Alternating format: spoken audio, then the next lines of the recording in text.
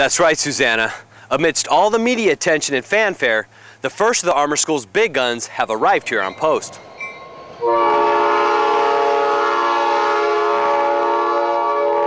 After much anticipation, the first 5 M1A2 Armor School tanks were loaded onto rail cars at Fort Knox, Kentucky, and then hauled by freight train to Fort Benning, Georgia. This is a necessary precursor to the arrival of the school. We're platform-based in the armor community, so the armor platforms are an integral part of how we train.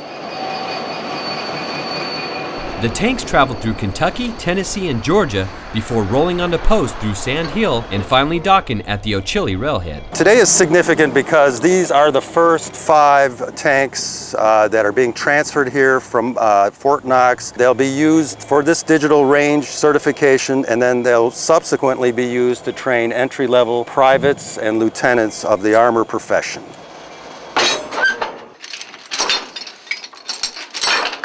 When the big guns arrived, the crews wasted no time getting them offloaded and ready to roll. I think it was a great opportunity for us to rehearse what will be the much larger move to come. There is a lot of coordination that's to take place to railload the tanks and have the appropriate folks on hand down here at Fort Benning to offload them from the rail cars and then move them to the site where they'll be located.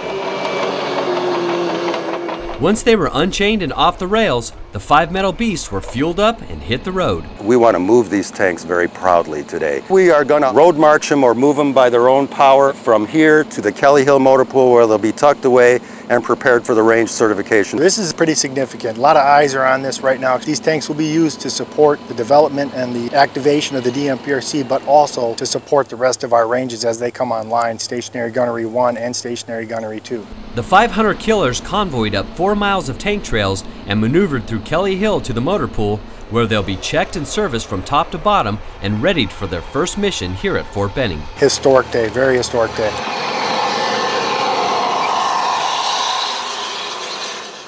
These same M1A2s behind me will make Fort Benning history again later this month when they roll out and start lighting up the new digital tank ranges and help bring them online.